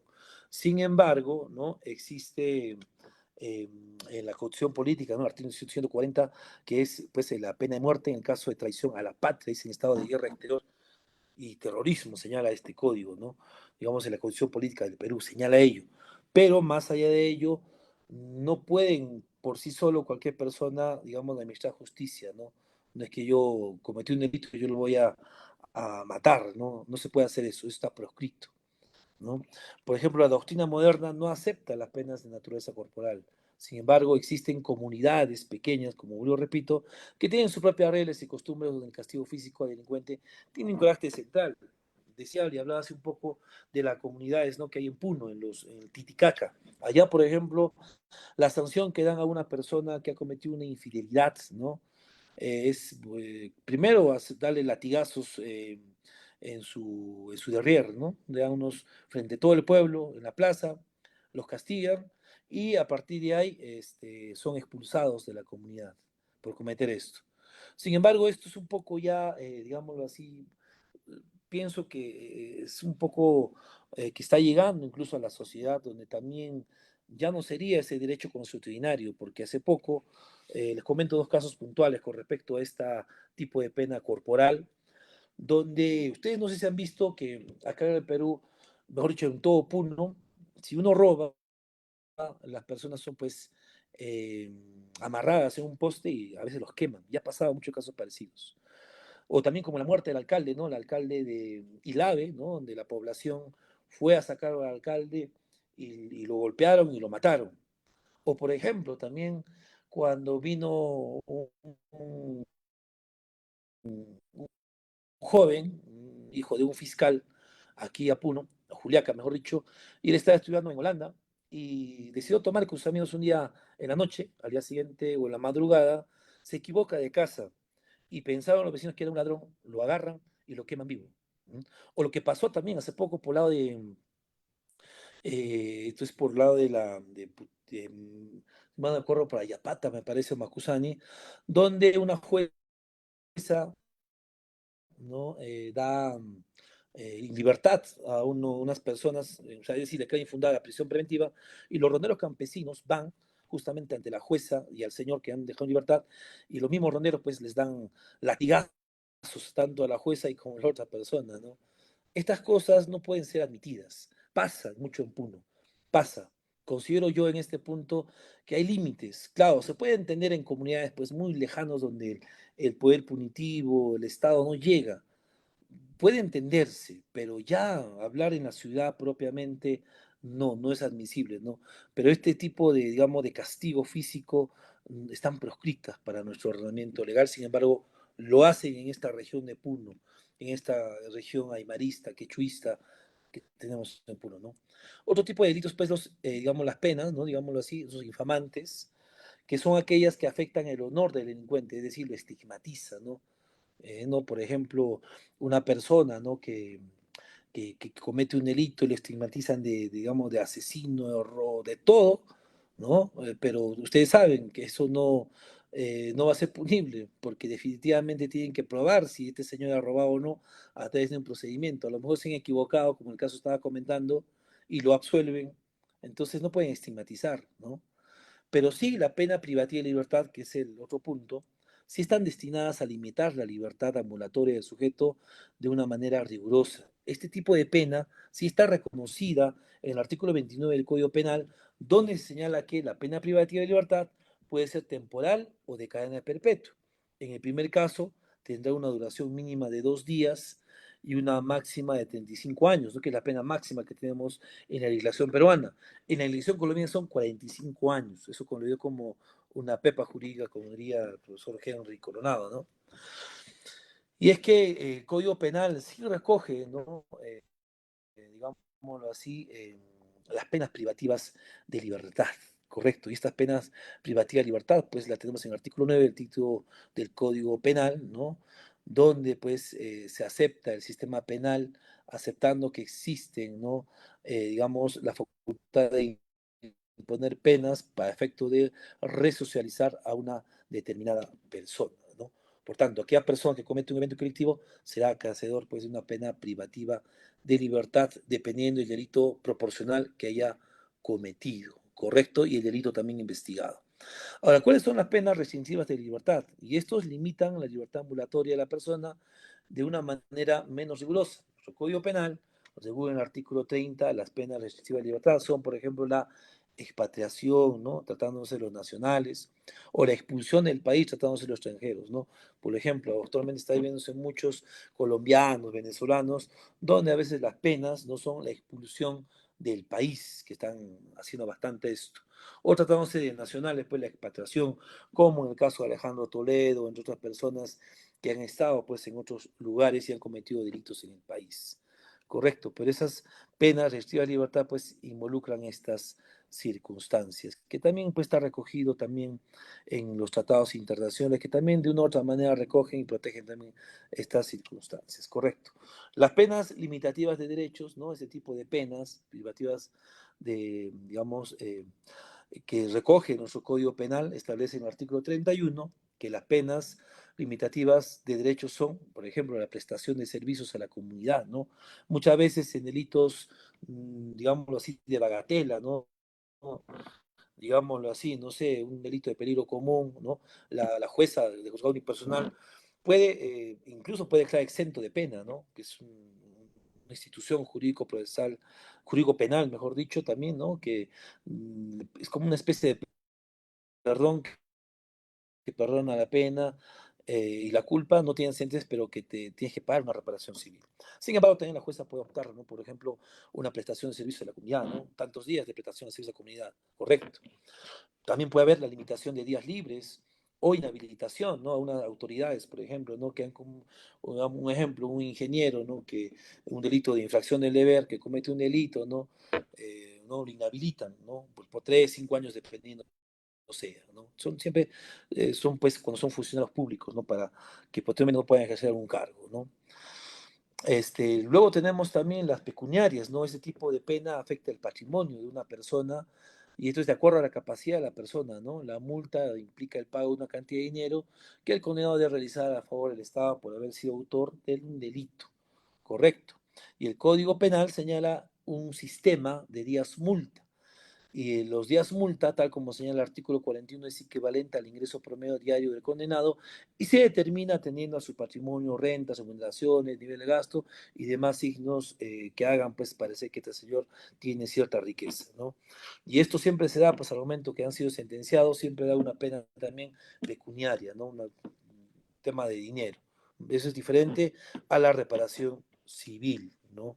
Que persigue estrictamente el actor civil, propiamente, ¿no? La parte que se ha constituido como actor civil. Luego tenemos, según su gravedad, que es pues nuestro código penal, hace distinción entre delitos y faltas, y en el caso de delitos las penas son más graves que las faltas. Además, se debe tener en cuenta que los procesos penales pueden ser de dos tipos, ¿no? Pueden ser, digamos, los procedimientos investigados en proceso común y los procesos especiales, ¿no? Y dentro de los procedimientos común, pues también se tramitan los procedimientos más graves, ¿no? Por lo demás, tienen su propia especialidad, ¿no? Con el procedimiento de seguridad, altos funcionarios, entre otros. Bien, vamos luego según su autonomía, ¿no? Esta es otra distinción, esto ya no es parte, digamos, de la según su naturaleza, ¿no? Que es lo común que todos conocemos, y pasamos a según su autonomía, tenemos las principales y accesorias. Los principales son los que la ley determina para un caso en específico y cuya imposición no depende de otra pena, es decir, son autónomas, por ejemplo, la pena privativa de libertad, ¿correcto? Es lo que siempre pues se da en este tipo de casos, ¿no? Las accesorias, ¿no? Su aplicación depende o está subordinada a la imposición de una pena principal, ya sea porque la ley lo dispuso así o porque el juzgador ha dispuesto en un caso concreto, por ejemplo, la inhabilitación, ¿no? Un funcionario público, ¿no? Te impongo una pena privativa de libertad, pero también te inhabilito. Un ingeniero que comete un delito de colusión, negociación incompatible y entre otros, correcto. Según su aplicabilidad, pueden ser únicas, conjuntas o cooperativas, paralelas o alternativas, ¿no? Eh, Acá pues son únicas cuando existe solo una pena principal para el delito y no hay opción para el juzgador, por ejemplo, una pena privativa de libertad en un delito de homicidio, ¿no? Un delito único, una pena única. Conjuntas o cooperativas, cuando la ley amenaza la ejecución de un delito, dos más o más penas, ¿no? Cuando hay concurso real, por ejemplo, ¿no? Pueden, digamos, sancionarte por un crimen organizado, ¿no? Dentro del crimen organizado también son investigados por otros delitos, ¿no? Por ejemplo, en esos casos de la cooperativa. O hace poco, ¿no? Tuve el caso de los injertos metalúrgicos del sur, donde había un señor llamado Guaraguara, que pues había cometido en el tiempo varios delitos con muchas personas, y ellos pues han sido acusados por crimen organizado, por homicidio calificado, por secuestro, por robo agravado, por tenencia ilegal de armas, entre otros. De todas maneras, pues ha habido muchos delitos donde pues han sido sancionados, ¿no? Digamos, las penas han sido sumadas y los han definitivamente pues sancionado por todos los delitos. Y había un policía, me acuerdo, donde también le dieron aparte de ello pues una inhabilitación, ¿no? Por eso son conjuntas o copulativas. Paralelas,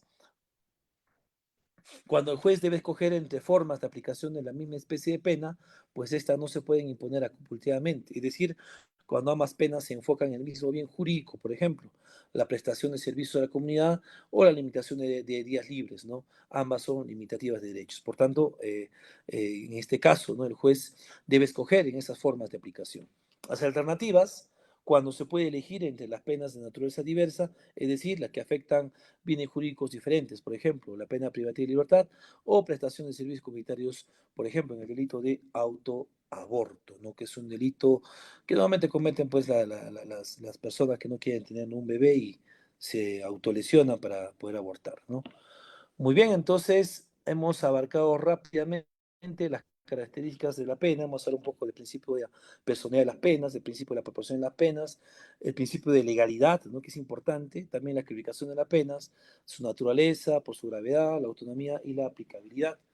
Bueno, hemos tenido casi 2 horas de una ardua conversación, espero que haya sido de su agrado, pero el tiempo, muchas gracias a todos las personas que han estado enfocadas su día. Hemos repasado ciertas cosas que siempre lo tenemos a menudo en la práctica y es importante saberlo, ¿no? Hemos tenido algunos ejemplos claros con respecto a ello, así es que muchas gracias. Yo sé que están todos casi cansados también. Y bueno, muchas gracias nuevamente al diario El Abogado, a Luis, al Ilustre Colegio de Madre de Dios y todos en general. Muchas gracias.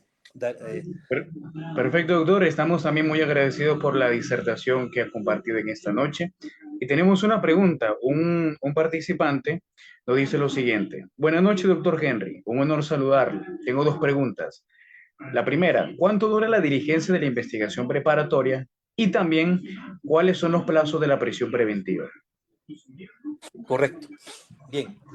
Bien, sí, en una parte hablé acerca de ello. Bueno, con respecto a la pregunta, muchas gracias por la pregunta, Carlos Huertas.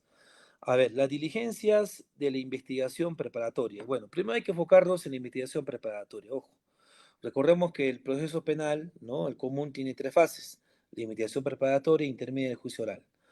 Bien, nos vamos a enfocar a la investigación preparatoria. La investigación preparatoria está dividida en dos: las diligencias preliminares y la investigación preparatoria, o también llamado como investigación preparatoria propiamente dicha o investigación formalizada. ¿Cuál es el plazo de diligencias preliminares? A ver, en un inicio, cuando ingresó el Código Procesal Penal, ¿no? En Guaura, el plazo era de 20 días, correcto.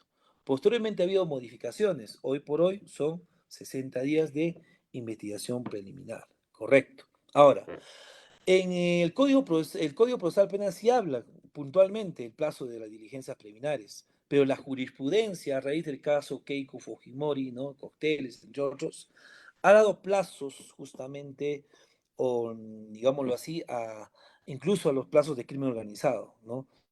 De tal manera que el plazo de las diligencias preliminares no formalizadas, ojo, primero de 60 días, correcto. Posteriormente es un plazo, ¿no? Que no puede, digamos, ser más de la investigación preparatoria, ¿no? Hasta 120 días, y finalmente los plazos de crimen organizado que pueden ser un plazo de diligencias preliminares por 36 meses, ¿no? El fiscal, ¿no? Según a su criterio, ¿no?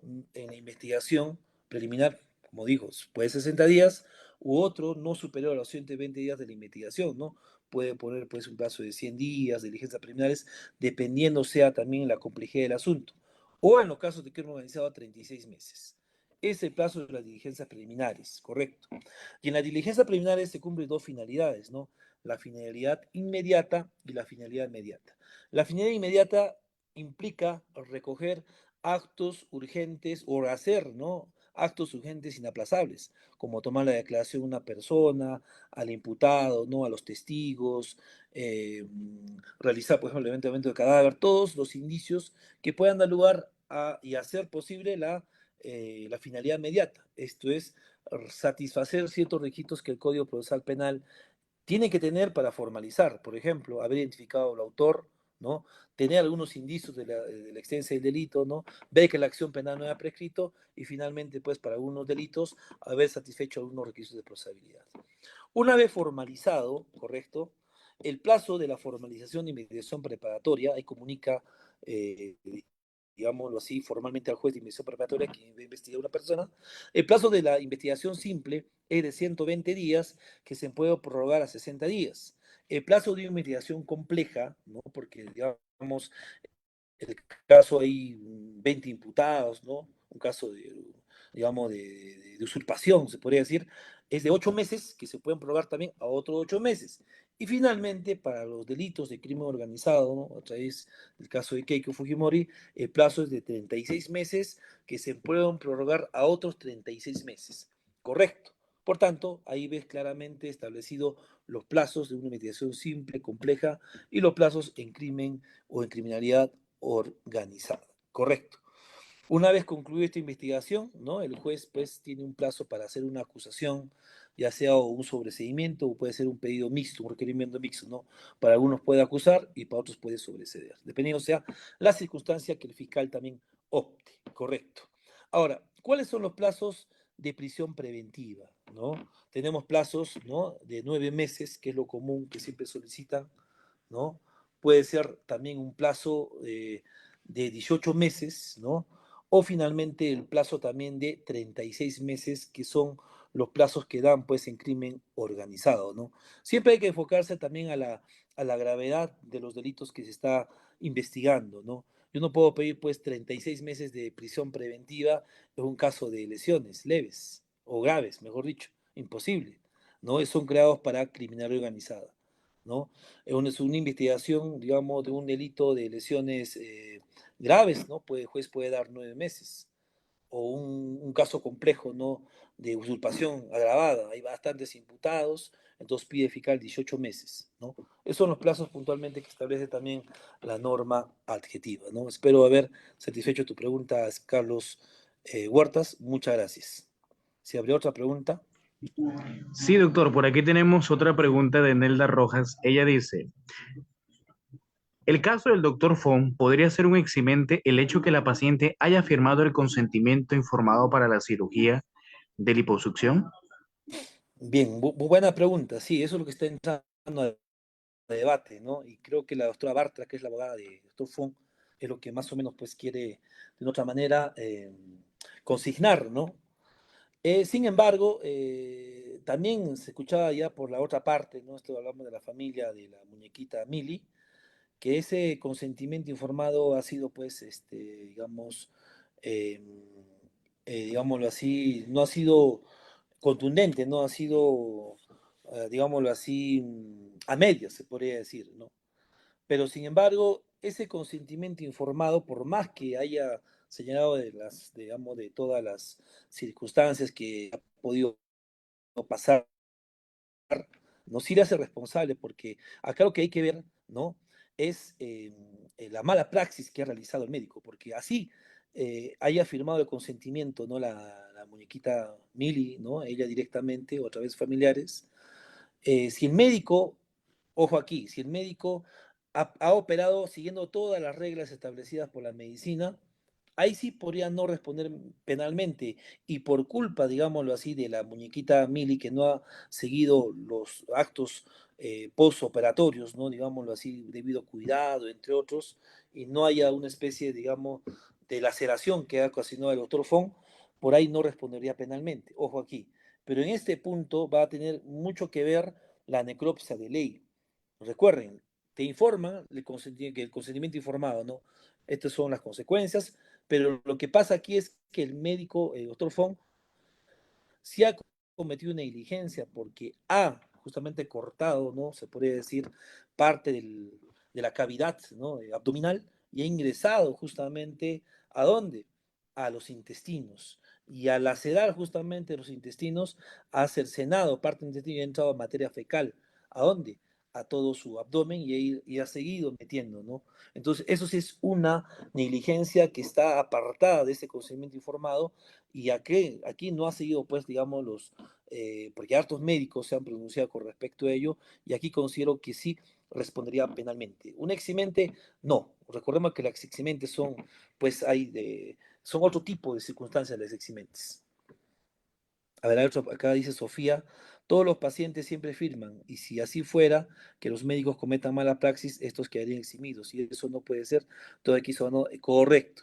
Por eso, y mira, y recuerden ustedes que el médico Fong, ¿no? Después de haber operado, ¿no? El término postoperatorio, el médico creo que fue Semana Santa y se fue de viaje. Entonces, durante 1, 2, casi 5 días, la señorita Mili tuvo pues dolores de estómago que no, entonces acá ha cometido negligencia totalmente. Y su hermano, el otro doctor Fong, ha querido pues como que salvar, ¿no? Haciendo una operación donde ha unido incluso parte del intestino con lo otro, sin embargo era muy tarde, ¿no? Pero aquí el tema de conocimiento informado no tenía nada que ver con la responsabilidad del médico, porque aquí lo que se observa es la mala praxis que ha desarrollado y conforme está el certificado médico legal, pues ¿no? La ulceración que ha cometido, ¿no? Entre el intestino, digámoslo así, de la muñequita Mili, y esto pues ha ocasionado una peritonitis. Pues el consentimiento informado simplemente te muestra de los riesgos, pero no tiene que pasarse de los límites, correcto. En este caso ha pasado los límites que establece la medicina. Uh -huh. Otro aquí dice, además, este ya tenía antecedentes de mala praxis. Claro, creo que ha tenido malos antecedentes, ¿no? Con varios modelos, ¿no? Está, creo, la Sheila Rojas, creo que también estaba... son varias personas que lo están denunciando, ¿no? Incluso una señora de modas también que le metió un gel, ¿no? A sus piernas. Entonces ya tiene antecedentes, tiene varias denuncias, ¿no? Entonces considero aquí que sí habría cometido negligencia médica, no solo él, sino también su hermano, por desinformar incluso, porque han grabado pues videos donde le dicen, no, está muy bien, está pacientemente estable, que aquello, entonces ahí por todo lado pues van a ir estos señores, ¿no? De sancionar, yo considero que sí van a ser sancionados, ¿no? Hablamos de delitos, ¿no? Acá lo que veo pues el delito de homicidio culposo, ¿no? Puede haber más delitos, dependiendo sea, ¿no? Bien. A ver, ¿qué más preguntas? Claro, cómplice su hermano, claro, claro está. La clínica también, ¿no? Que creo que no tiene también los requerimientos y entre otros. Pues bueno, muchas gracias nuevamente a todos, las casi 50 personas que estamos. Gracias, Luis, gracias a todos. Siempre a sus órdenes y bueno, espero que tengan una buena noche con todos. Perfecto, doctor. Muy agradecido a usted por su participación en esta noche. Muchas gracias por haber aceptado nuestra invitación y esperamos que en una próxima oportunidad también pueda eh, acompañarnos. Ahora sí, mis queridos amigos, les agradecemos a cada uno de ustedes su participación. No olviden seguir nuestra página de Facebook y compartir nuestro contenido. Que tengan una excelente noche.